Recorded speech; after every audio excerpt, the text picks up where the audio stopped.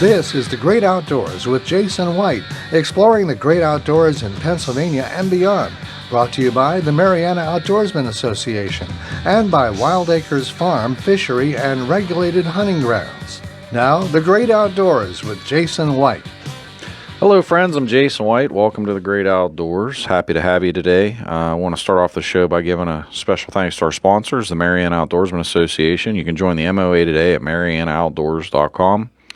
marianaoutdoors.com. Got a lot to offer, from pistol ranges to 2.5 miles of private trout fishing, approximately 300 acres of upland bird hunting, 1,000-yard rifle range, certainly one of a kind, not only here in southwestern PA, but also, I would say, in the tri-state area, and much, much more. So if you're interested at all, please go to marianaoutdoors.com, or you can always call me directly at 724-579-0924.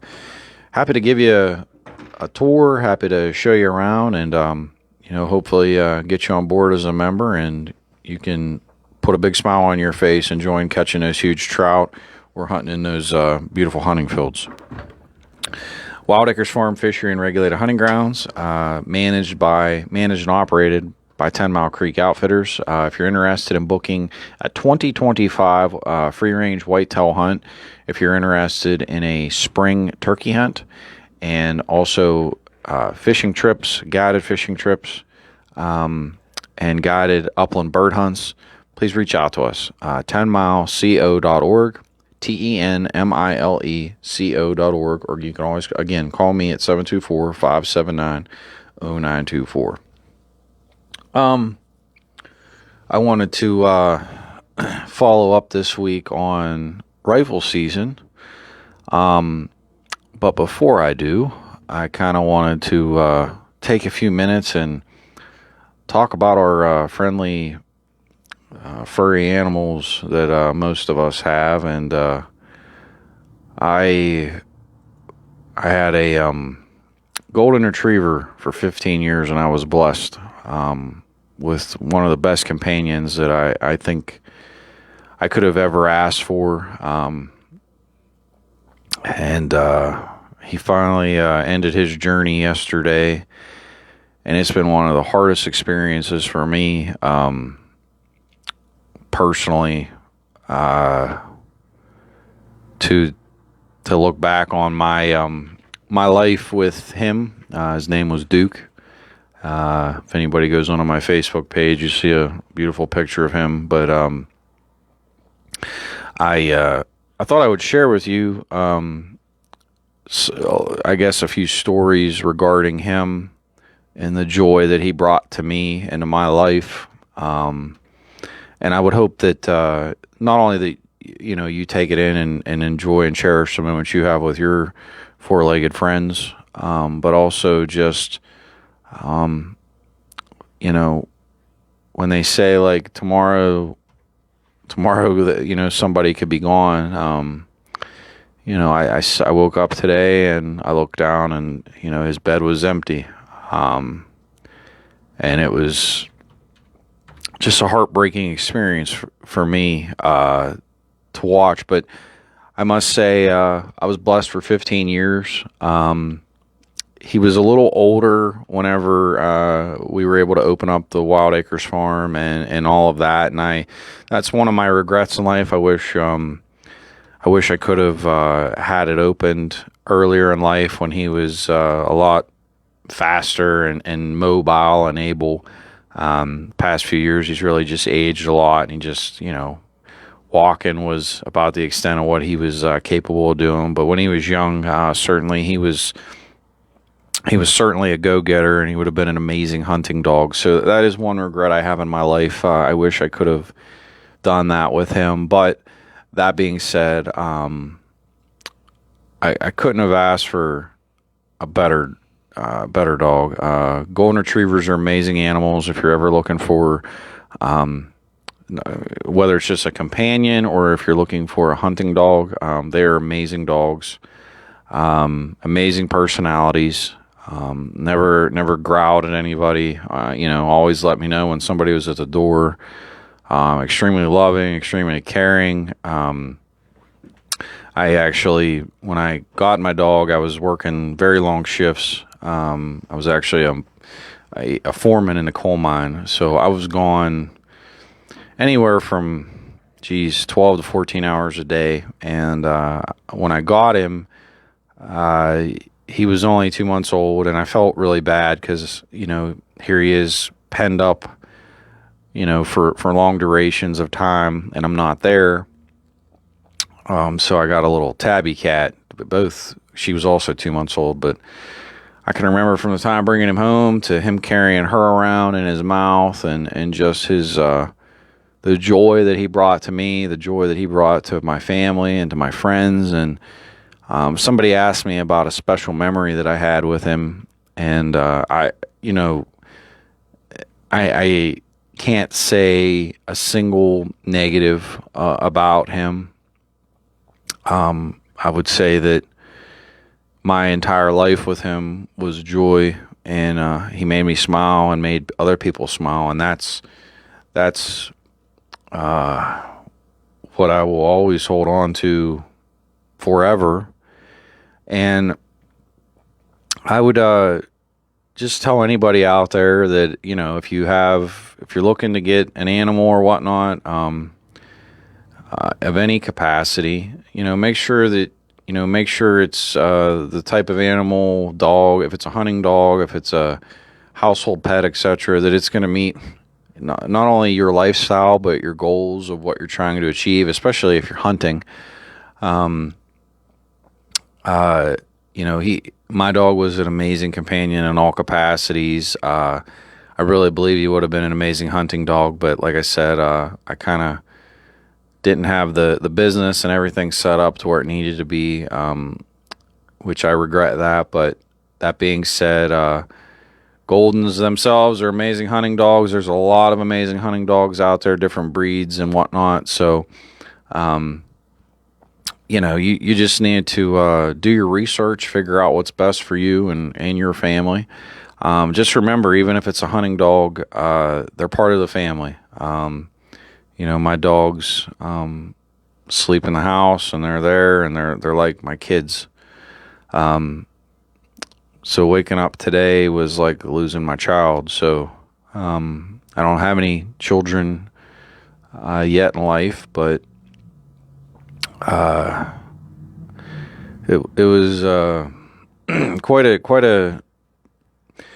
an experience that I've never had to deal with, having to go to the vet like that. And I applaud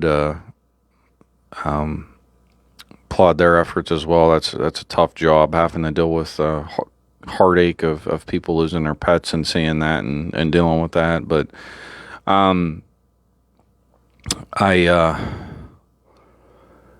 yesterday I was sweeping my house, and for years I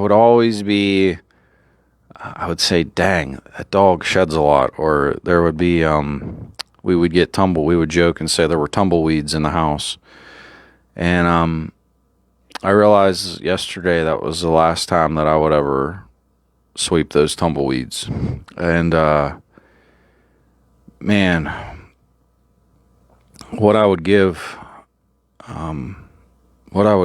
to be able to have that back. So just remember, I guess, whether you're hunting with your pets, whether they're just your household pets, it doesn't really matter. They're part of the family. Cherish those moments. Don't underestimate that, because their lives and lifespans are going to be much shorter. And although I was blessed with 15 years, it'll probably be a long time before I get to see him again. And God willing, they say dogs go to heaven. I hope that I can get there someday so I can see him again. But just embrace and cherish your furry friends. Make sure you value every moment, every opportunity. If you can spend time with them, if you can take them for a walk if you can do things together. I can remember this was a few years ago, but we actually went away and stayed at a cabin in the Rocky Mountain or in the Smoky Mountains, not the Rocky Mountains, the Smoky Mountains. After Christmas, and that's one of the memories that I'll cherish, just being able to go and do that with him. But yeah, you never know when God's going to call you home, and I just think it's important to cherish and embrace those moments and memories together, and they're family, they really are. So, I thought I would share this with you today. It's kind of a sombering moment for me personally. But, don't let days go by, weeks where you could have, spent time with your loved ones, pets, obviously.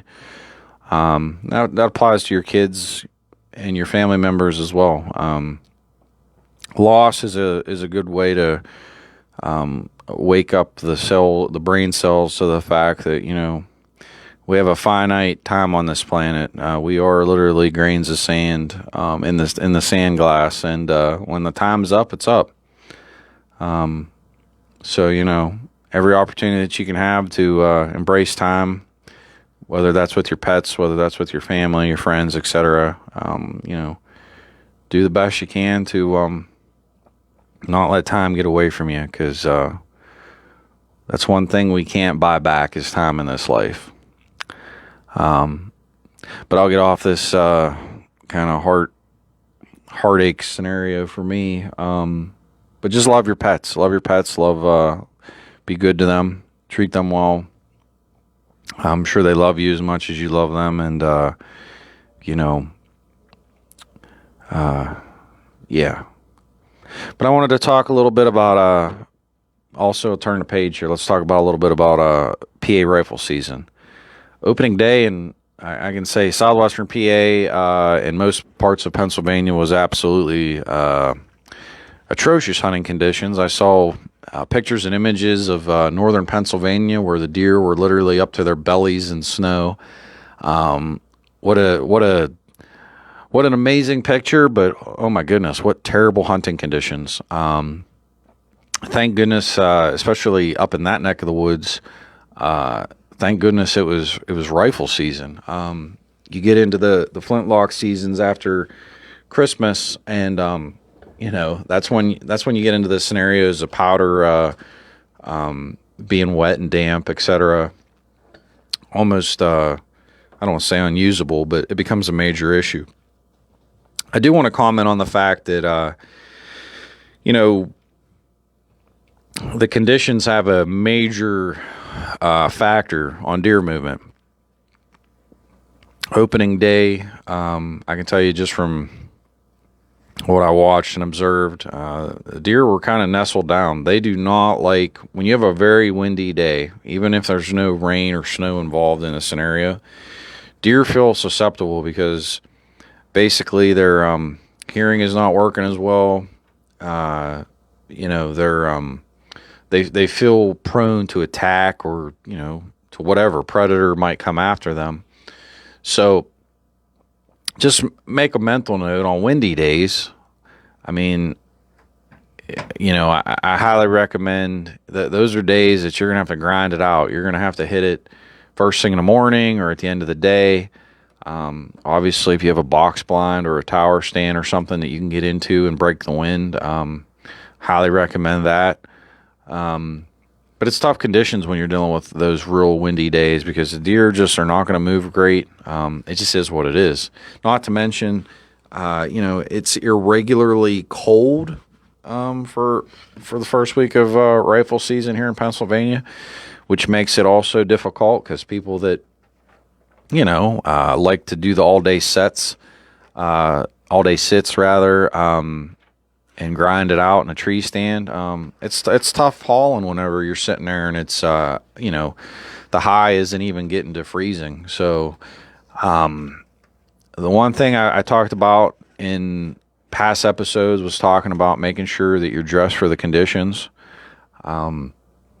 Certainly when we talked about base layers, mid layers, layering up, foot warmers, hand warmers, neck warmers, having everything covered to where you need to be effective and efficient in your tactics. It is critical that you do that, because you don't want to be out in the woods and literally an hour and a half into the hunt, your feet are frozen.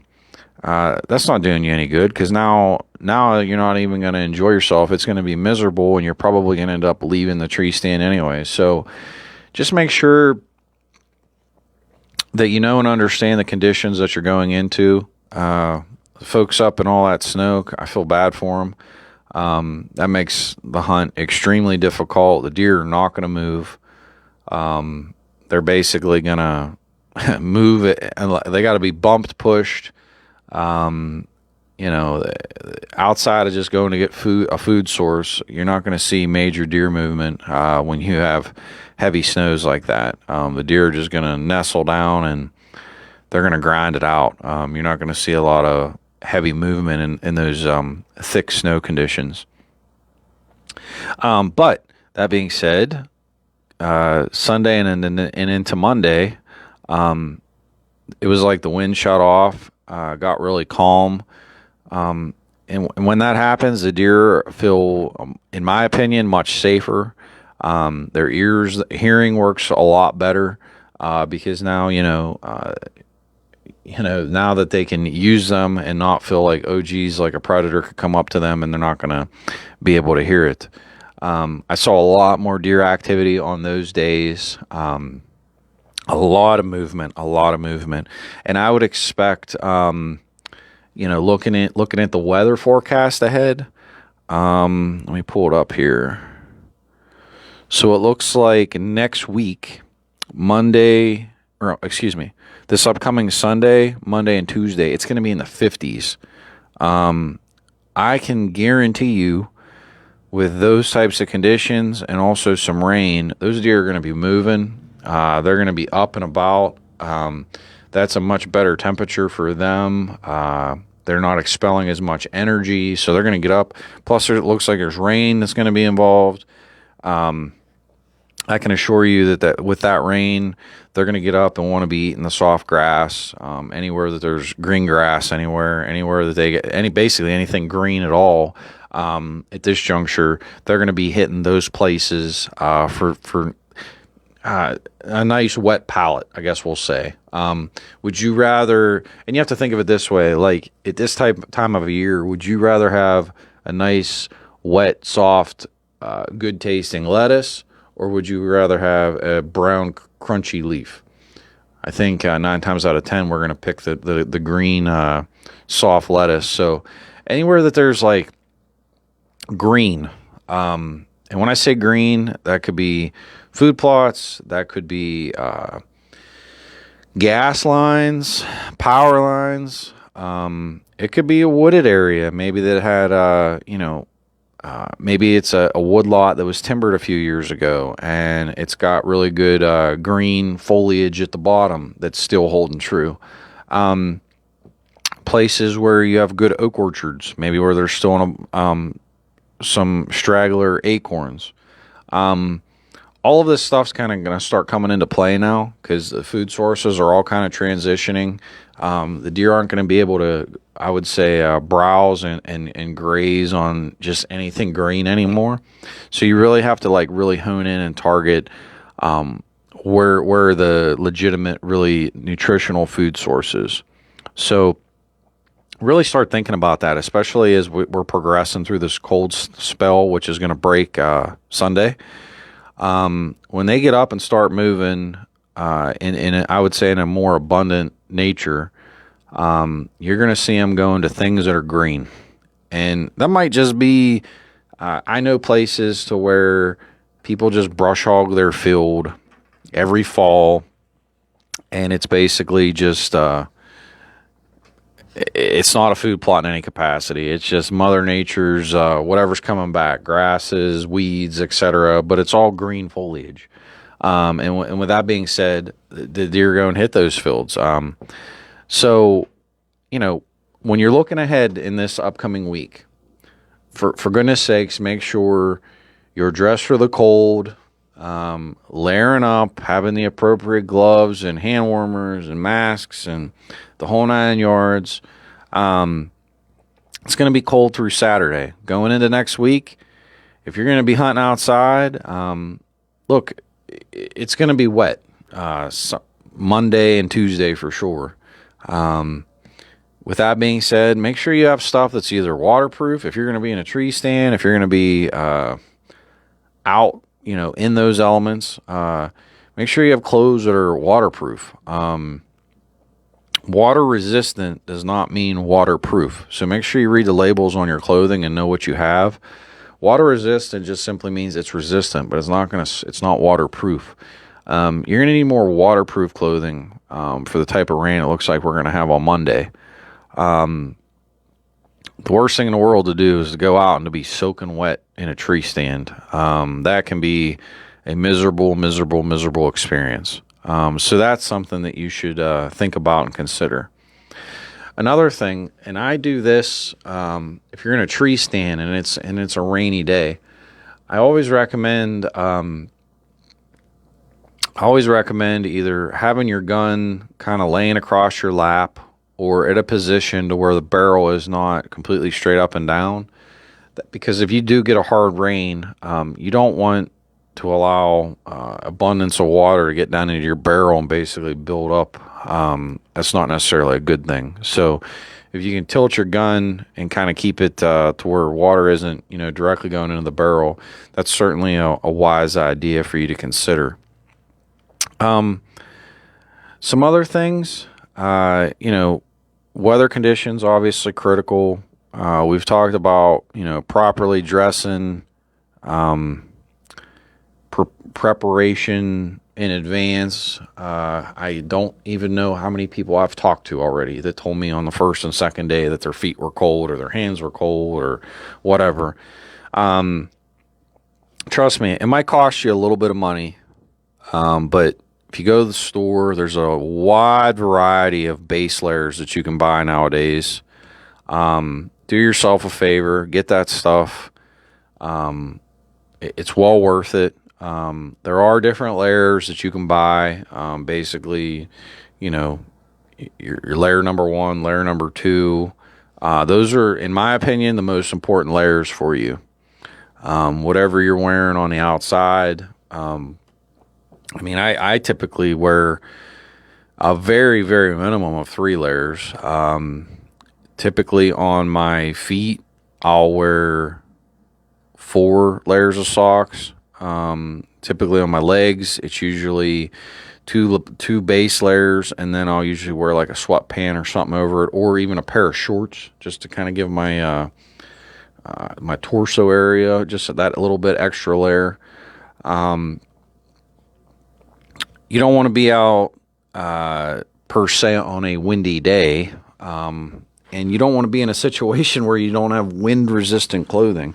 If you have clothes on that is basically just going to allow the air to cut right through you, you're going to regret that decision. So, these are things, again, I've talked about it a lot in past episodes about preparation, about having the right clothing to fit, the hunting conditions. Cannot stress it enough. Highly recommend, looking at the weather forecast, looking ahead at kind of what the weather is going to be, and making sure you have the appropriate clothing to fit those days. Because if it's raining, you need to make sure you have the appropriate rain gear. If it's going to be a cold, windy day, you need to make sure you're layered up and making sure you have wind-resistant clothing on. It is what it is. It's going to give you the opportunity to have a more enjoyable hunt, a successful hunt. And the other thing is consistency. I know I've talked about this as well too. You got to put the time in. You cannot expect in any capacity that you're just going to go out into the woods on day 1 or even day 2 and harvest a deer. Especially now with the point restrictions in Pennsylvania, it's really helped to foster larger racks, larger bucks here in the state, which I think is fantastic. I love seeing these pictures on the internet of all these great bucks. Kudos to everybody out there for all your efforts and, filling a tag and making amazing memories for yourselves. I just think that's awesome. That being said, you got to grind it out. You can't get upset or deterred that, if you didn't see the buck you were looking for in the first few days. I hunted this year, and I hunted actually 4 days in archery. But the first 3, I passed up small bucks. Like, I just let them go. Could I have shot them? Absolutely, I could have. But a couple of things about that. Guess what? Those little bucks end up being your big bucks. So, like, that's number one. Number 2, you got to just be patient. Just because you hunt, I don't even care if it's 4 or 5 days, you might not see a shooter buck. But it's that 6th, 7th day that maybe that's when you did. And that's why it's called hunting. It's not shooting. You got to put in the time. You got to put in the effort. You got to be willing to grind through those good days as much as the bad. And trust me, there's been days I went out in the woods in some of the best spots that I've ever hunted and harvested deer, and I didn't even see a squirrel. It happens. Those days happen. It's Mother Nature. It's part of hunting. You can't get down on yourself. I can't stress this enough. You got to do every little thing that you can do for you as a hunter to be successful. And, think about all the stuff in past episodes that we've talked about. From stand location to shooting lanes to stand installations being proper, safety straps being correct, burlap around your ladder stands, appropriate bow hanging, bow and rifle ropes, your night eyes and reflectors in and out of your stand. That stuff's all done months ago. Food plots, orchards, months, if not years of work and effort. The list can go on and on and on, to appropriate clothing, dressing, putting those clothes on when necessary, having what you need to be successful, practicing with your firearm. I cannot stress this enough. Whenever I do guided hunts for people, I tell everybody, you got to be able to shoot 100 to at least 300 yards. If you're not confident to shoot 300 yards, then I can assure you, you're not shooting 350, you're not shooting 400, you're not shooting 300. We will not pursue any game that is not within your comfort zone. And just remember that, because whatever you practice at, that's how you hunt. Don't put yourself in a situation that you go, hunting for any animal and you haven't practiced those conditions. Because 1, you're setting yourself up for failure. 2, you're also setting yourself up for an unethical shot, which is probably going to end up in a wounded animal. So, consider these things, look at all of these things and, see how you can improve your tactics from preparation in the summer to, even right now, things that you can do better, things you can improve upon. Do you have a rangefinder? It's hard to shoot a high-powered rifle at distances if you don't know how far you're shooting. Yes, there are ways and methods that you can learn to learn yardages in advance, and that is a taught and a practiced skill. Yes, you can do that. Is that common practice? I would say no. Most people do not know how to do that. So, investing in that $150 rangefinder, I think, is a wise investment. That's my opinion. And whether you're bow hunting and need to confirm that a deer is 40 yards as opposed to 80 yards, if you're unsure of a shot, these are just things that are critical to know and understand. Because if you don't have If you do not have a good grasp of what you're doing and how to be successful, you're going to end up being disappointed. You don't want to be shooting at animals that are at yardages that you're completely, unsure of. Trust me, I've seen it.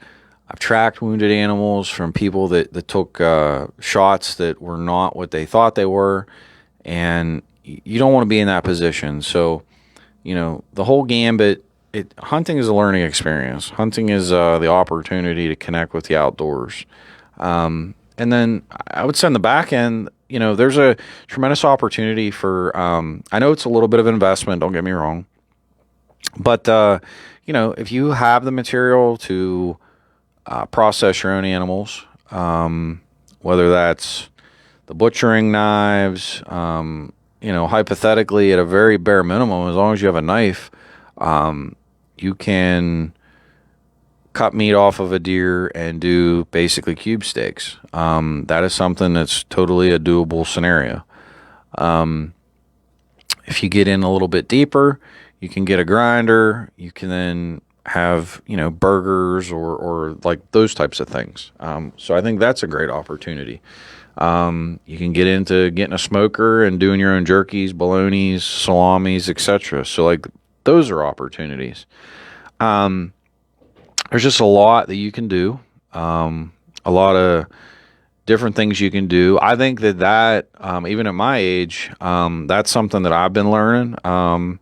Very appreciative of my good friend Pat. He's kind of shown me some different techniques and whatnot when it comes to butchering and processing of deer. So I'm very interested in that. And I actually just got myself a new smoker. So I'm going to be doing some different recipes here soon. So I'll certainly keep everybody posted as to like how that all kind of transpires. So I'm really looking forward to that. But I would say at the end of the day, all these experiences that you've culminated from, the summertime work to the plantings to the preparation to fertilizing to shooting lanes, the list goes on and on and on. I think it's very critical that you appreciate on the back end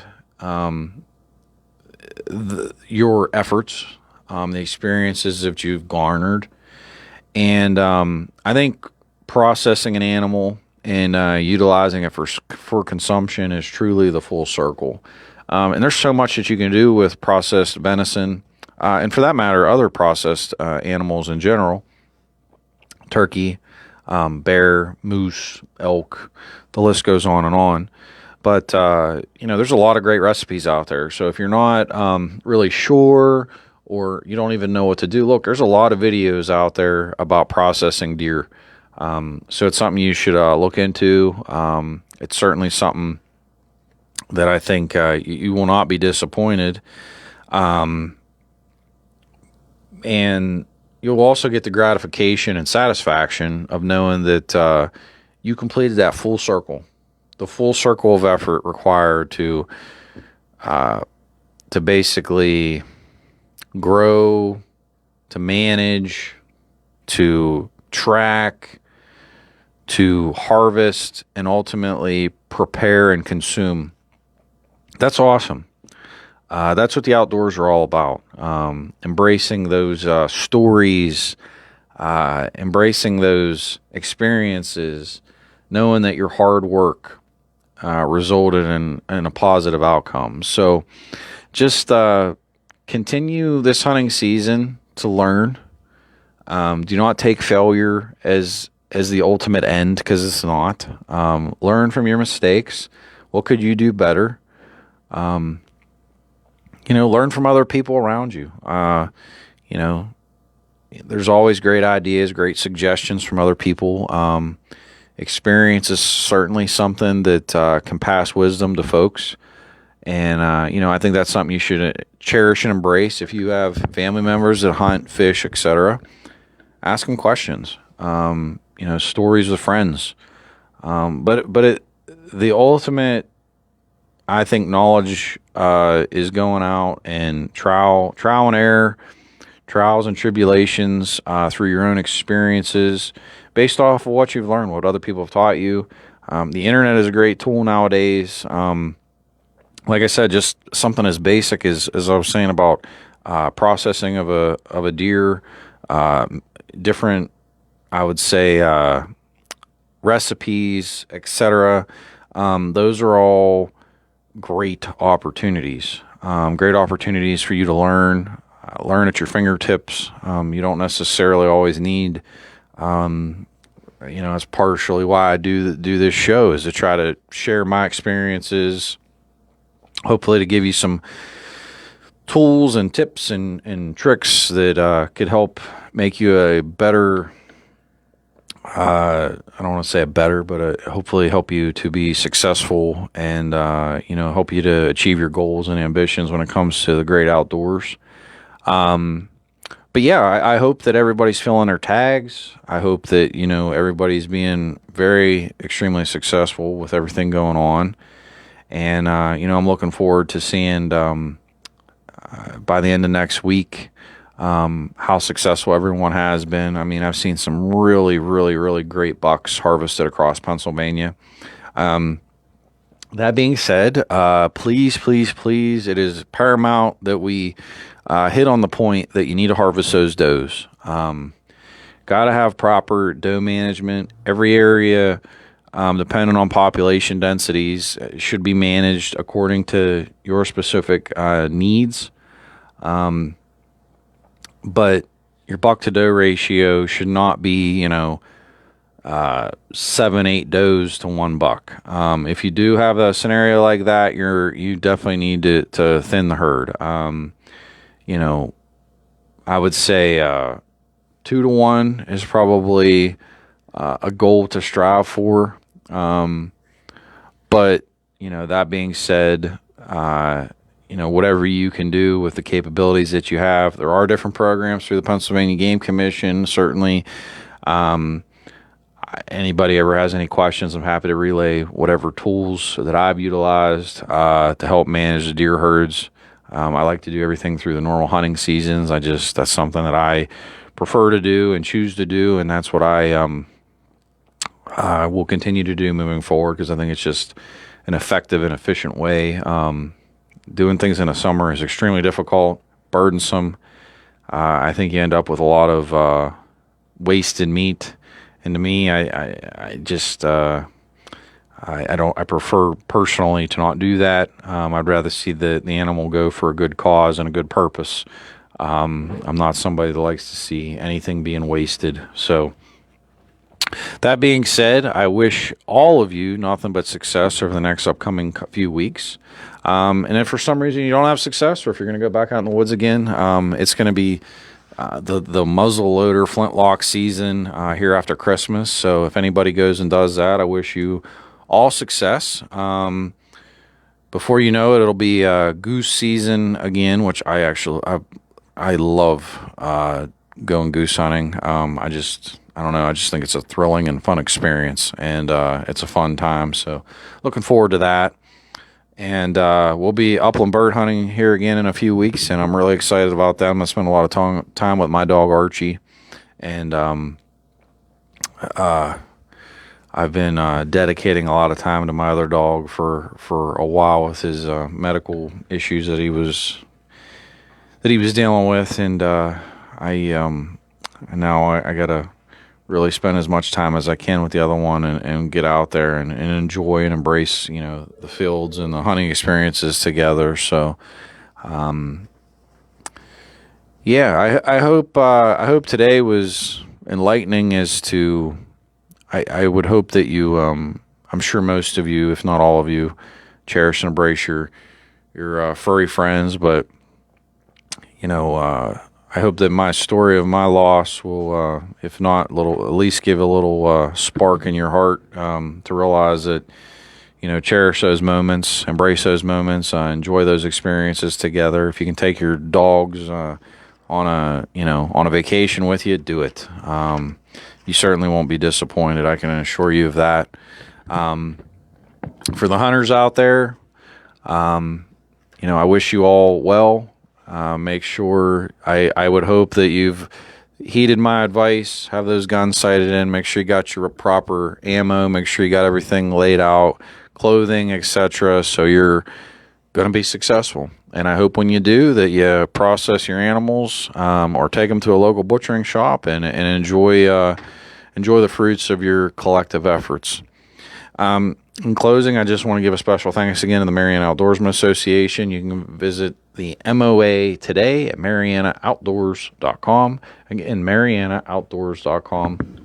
And as always, you can join by giving me a call at 724-579-0924. It can give you a tour, get you all lined up and set up to pay your dues, and get you out there enjoying the great outdoors. But with that being said, again, I wish you all nothing but success.